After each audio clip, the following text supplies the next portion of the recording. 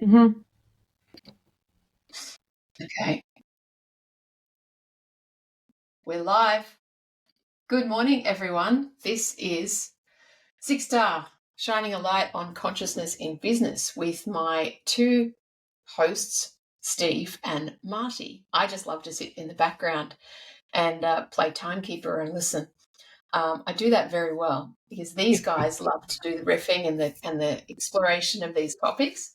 So if you haven't seen one of these before, they're short. We go for 30 minutes and we're already a minute and a half in, so 28 and a half minutes left. Today's topic is language. So it's all about the challenge of language we have, which is a Western thing, and how we choose language. And these guys are going to talk about language as either a tool or a hindrance or something, and how we can, I think, maybe choose better language. I don't know. I'm fascinated about this, but that's the topic, and I'm going to hand over to Marty and Steve. And perhaps you can start by defining what language really means and is, and how we can best use it and take it from there. How does that sound? That sounds good. Steve, you want me to jump in? Yeah, please. Yeah, because I have no idea what we're talking. Yeah. We'll find our way. I think we landed on this topic because we were talking about how difficult it is to communicate in the world these days, and to say something somebody else actually understands. And it's of course, a very, very big topic. But what fascinates me is really where language began for humans in general.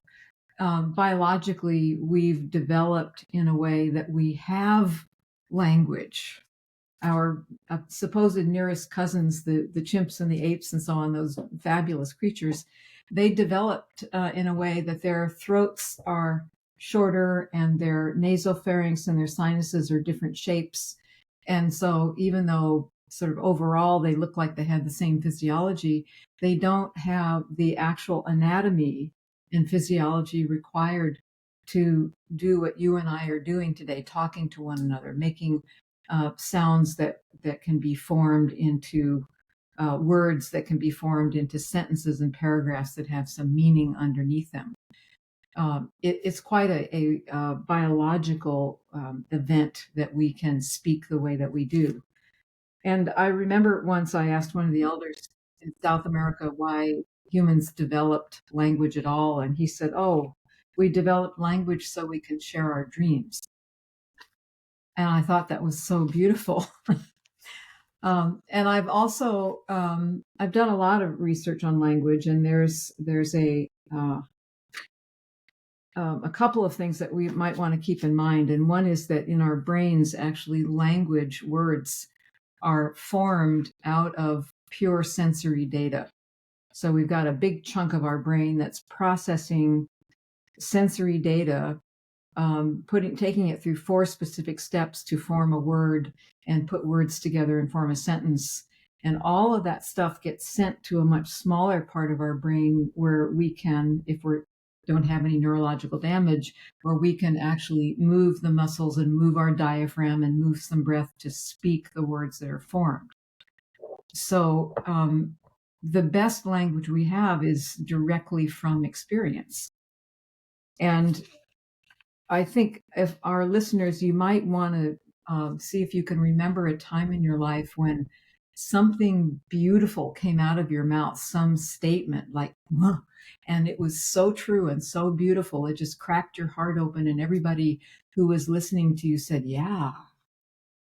And that's a particular kind of speech that gets created in our brains very, very quickly. And it just pops directly through our mouths without going to any thinking centers. We don't think about it. We just say it. It's like a concert pianist who can sit on the stage for 3 hours and play a piece of music. He's not really reading the sheet music in front of him. There's a processor in part of our brain that works immediately, sends information immediately to muscles for expression. And that's the kind of language that everyone actually understands. And that's the kind of language I think that's where poetry comes from. That's where operas come from, whatever kind of music you like. And I think that's the kind of language that we're seeking in the world today. But most of the language, well, I'm here in the States, so most of the language we hear is it's argumentative and based in some form of reason and proof and defensiveness. And so it's very difficult to deal with that kind of language. I think we're talking about how can we actually speak from the heart and let language come through us instead of that experience where I think we've all had this too. You hear yourself say, I don't know what words to put to that. So we're looking in one corner of our brain for some words, but we're not letting the experience create the language in the moment. So it's a big challenge. Those are some little highlights that might guide us here. Yeah.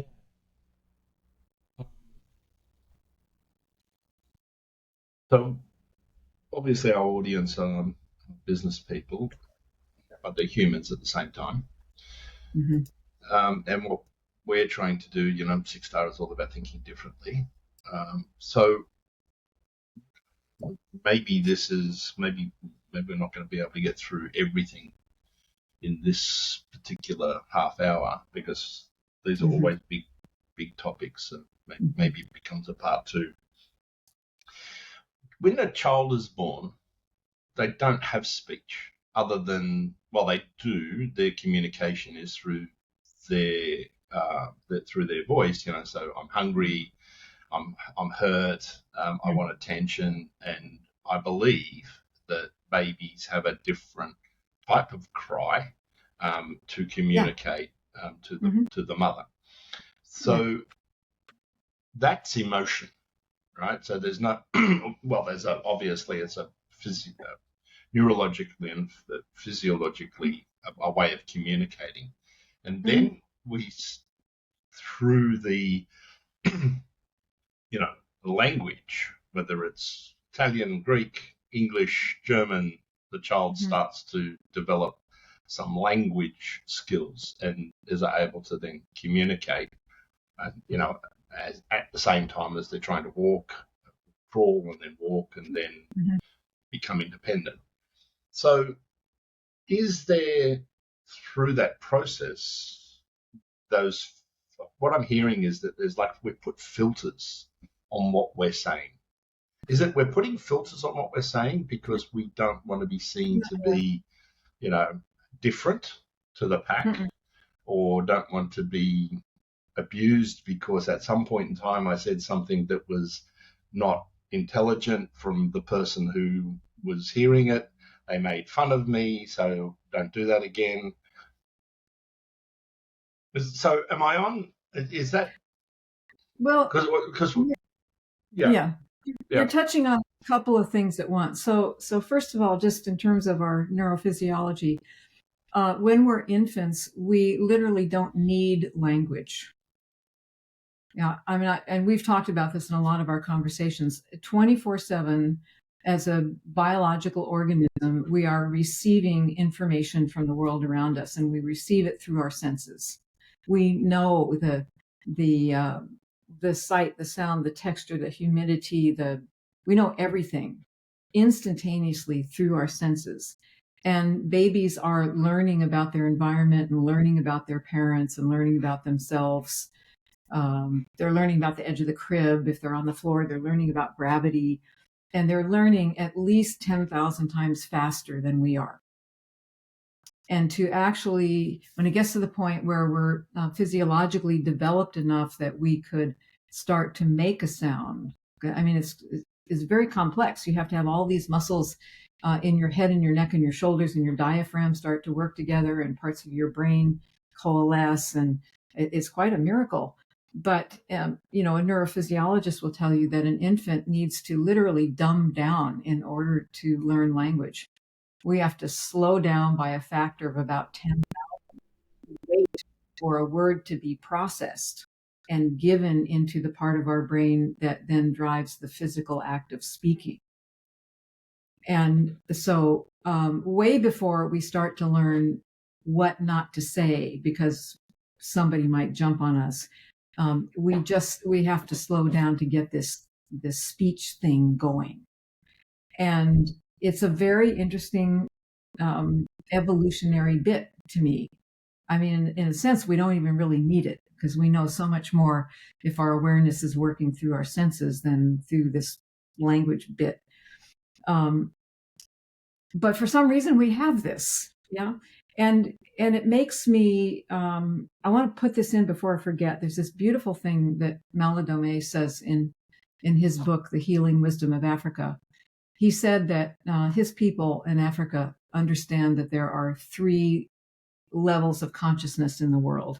And the most conscious, the highest level of intelligence in the world are all of the plant people, because they don't need language to communicate. They're communicating by pheromones and all this other amazing stuff.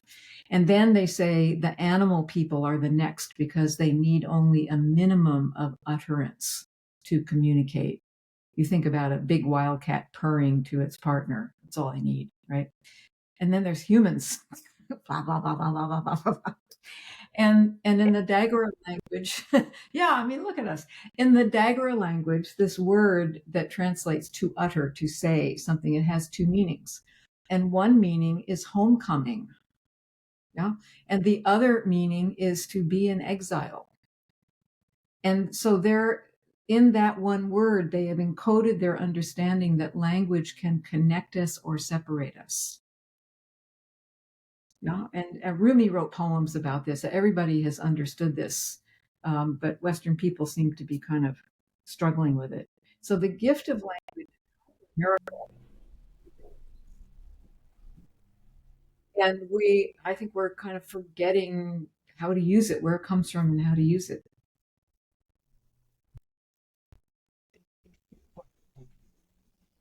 It's like, like there's times when I've been in situations where silence is awful, but I actually, there are times when I'm really comfortable in silence. Yeah. You don't have to fill it with blabber, right? And that's intuitively, well, you think that it needs, that space to be filled for it to be valuable. But in fact, there are times when I've just been in a car with a relative or loved one, and we've driven for half an hour without having said a word, but it's not awkward. It's just we're just there together. So okay. But we live in a world where we are communicating, right? And we now are in this world. It's almost like we're not communicating. We're in the greatest technological period. I don't know ever, because who knows what's going to happen in the future, but certainly over the last 100 years, we are at the precipice of something crazy different in terms of technology. I'm not saying to say good. I'm just going to say crazy different, because it's going to take us down a pathway that we've never been down before.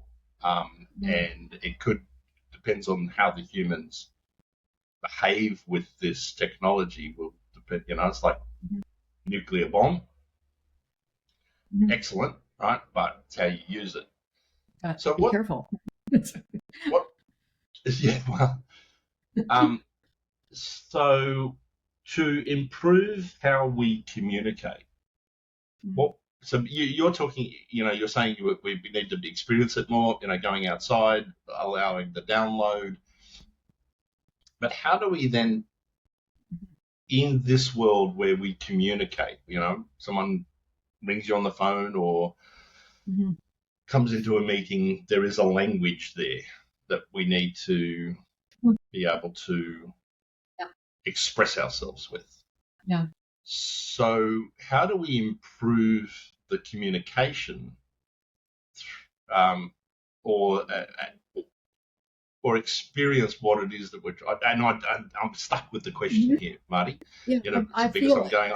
I hear what you're saying, but I just don't know what the next step is for me here. Yeah, exactly. I feel it. So you just made a really interesting point with all this technology we have. I mean, look at us. We're talking across the Pacific Ocean. Yeah. I mean, that's Mm. pretty wild. And we're somehow in the same energetic space. But we need language to communicate. And we're talking to a whole lot of people in a whole lot of other places. So this gift of language, we would do well to master it, definitely. And we have taken language into arenas where we're trying to use it to convince people. So now I'm thinking in business and marketing. And if I'm going to market my product, I have to say You something. just broke up then. Oh, Sorry, Marty, that last bit you just broke up. I didn't hear that. okay. Give me a clue of your last. I was writing notes. Oh, sure. Just go Okay. back. Just rewind. Rewind 30 seconds. Okay. Okay. Yeah, I was talking about how we do need language, and I'm thinking about business people listening to us. One of the big ways we use language is marketing, because I have to somehow talk to somebody. I have to say something or write something to quote unquote convince someone to use my services. And so language has become a tool of convincing, of persuading. And that's a little different than communicating. So the issue of training awareness, that's a big thing, and I'm just going to put it aside. What if, and this is something I do, what if we're writing something for our business, we want to describe our business or say, this is my service, this is the value. What if you just took a moment and go back and read every single sentence by itself? What did I actually say in that sentence? Does it say something that has meaning? Did it come from my heart, or can I hear myself trying to persuade somebody? And what if I really challenge everybody to do this? Take a paragraph that you've written for your business and do sentence by sentence. What is the heart-filled meaning in each sentence? Is it coming from you? Is it true? And is it just a statement, or are you trying to convince somebody? Are you trying to persuade or push or manipulate? What if we just start there, take the manipulation out of language and just say who we are?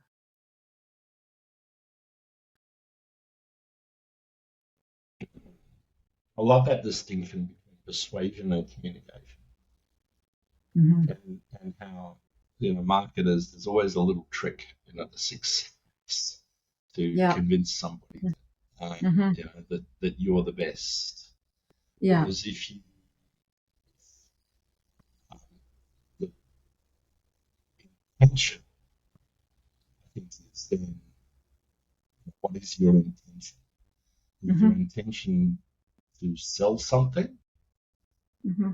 or is your intention to have a fair exchange of value? Which is, I love that terminology that you use. Yeah. So you enter into an exchange of value, Yeah. and you can only enter an exchange of value when both sides value the exchange. Right? So, Exactly. Mm-hmm. okay, so that's given me some. That's a great piece of homework for me to do, to go through each, because when I write copy, and I'm not a great copywriter, but I like to write the stuff myself because I want it to come from me. Right? Yeah. So rather than it being manufactured by somebody whose job it is to help me improve, my conversion rate, I would rather communicate. Now, marketers laugh at me because of that, right? But I don't care.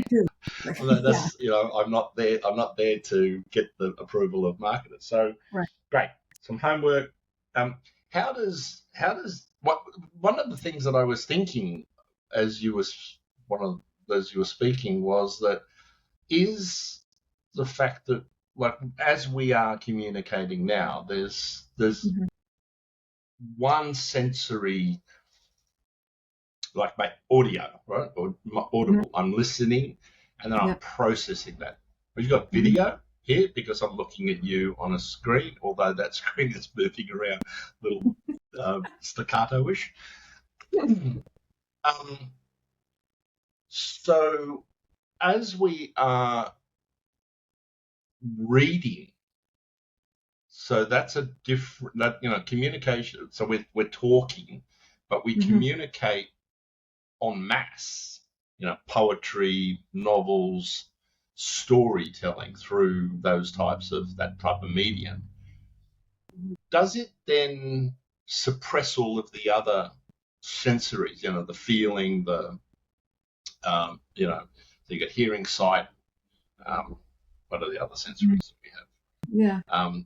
So does it suppress those, or and therefore it stops the download of creativity, or does it augment it? Does it support it?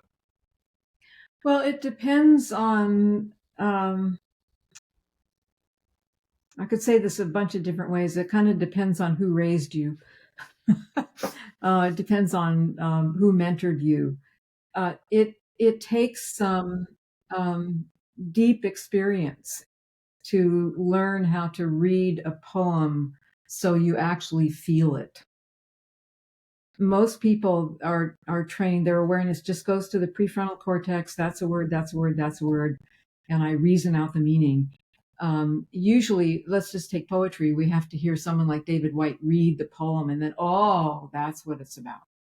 And it takes some skill, some practice, and willingness to be open-hearted while you're taking in the meaning of words. You have to really practice that and teach yourself to feel what you're reading. So mostly in the world, we have people speed reading, just taking in the words and the flat literal meanings. And so it becomes harder to communicate. Language was never meant to be that flat in experience. If you look at original human languages, the older languages, every word is like a 1,000-petaled lotus bud. And there's one layer of meaning that's the sort of everyday layer, and you absorb that, and then the thing opens up, and there's 10 more layers, 100 more layers of meaning. And in that one word, they're all related. And so that one word can show up in like a dozen different contexts, and you know what it means in each context. There's a depth to language that we don't have in English anymore.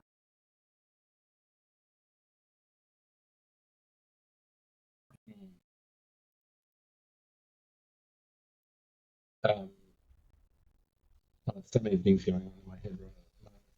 I love this. So you talked about the difference between persuasion and communication, and then how we feel the language, how we feel the message, and how we interpret that, whether it's at a superficial level because that's how we were raised, or whether it's at a more I don't want to say intelligence, not the right word, but a different way of of being, of absorbing the information. Where does story, so ancients, like First Nations in Australia, it's all about storytelling.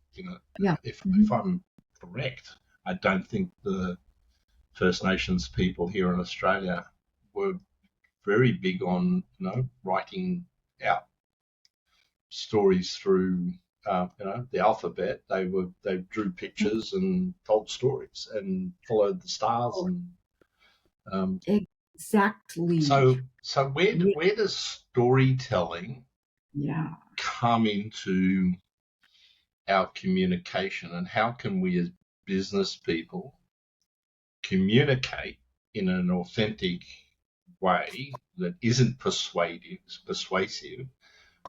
but feels right? Yeah. Well, as usual, your question is an enormous, beautiful one, but I'm going to say something radical, that image and metaphor comes before word.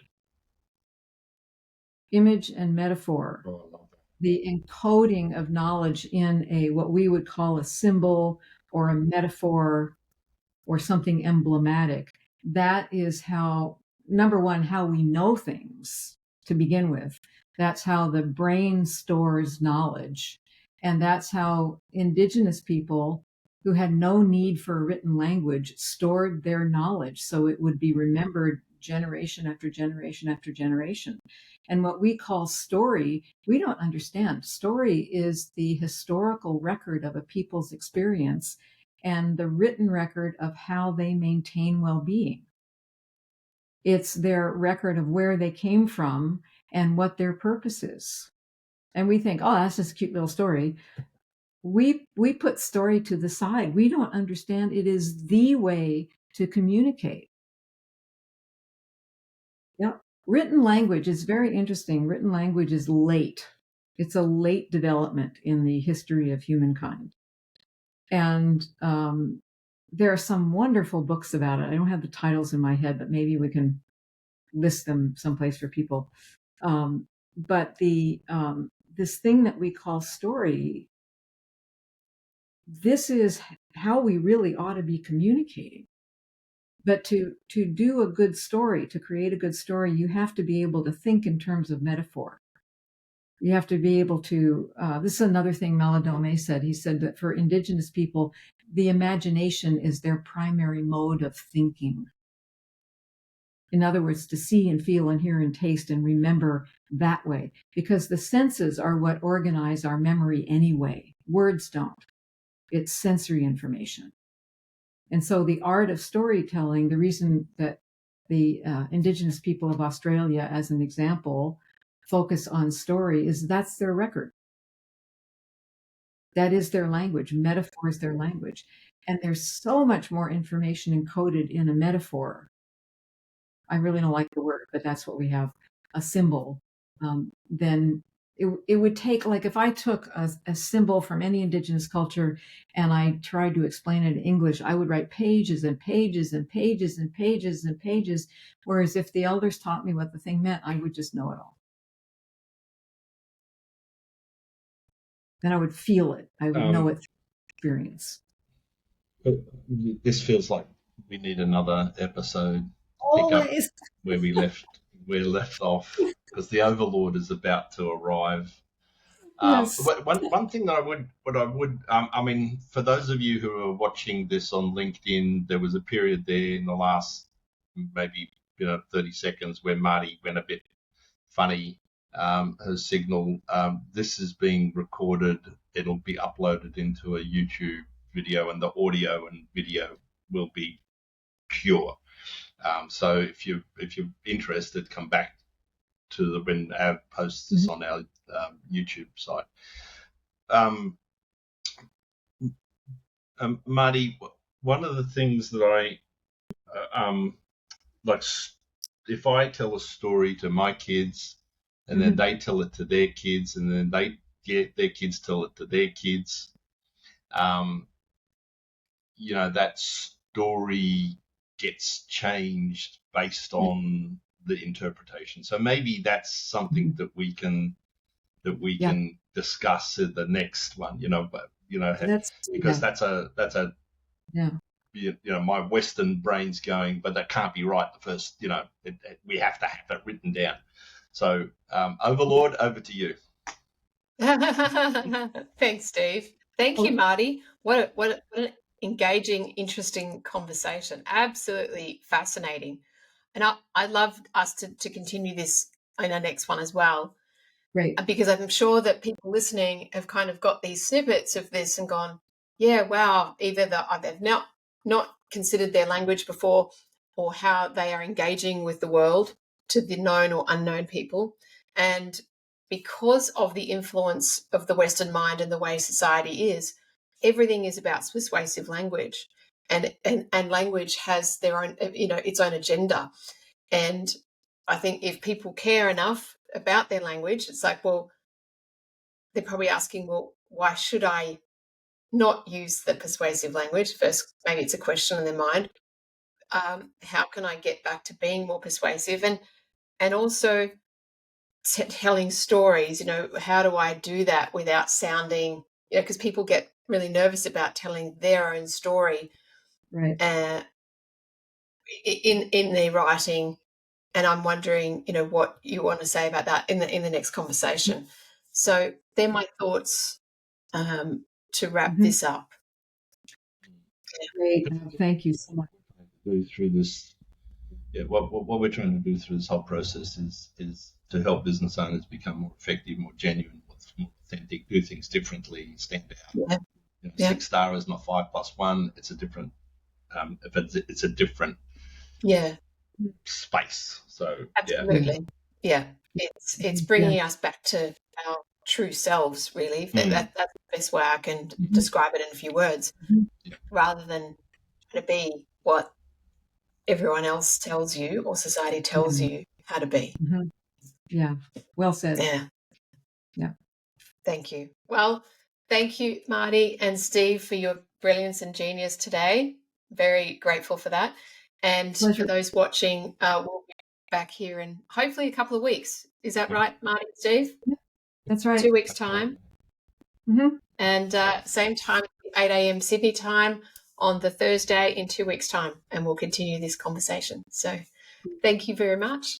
Thanks, everybody. Thank you all. Have a great day.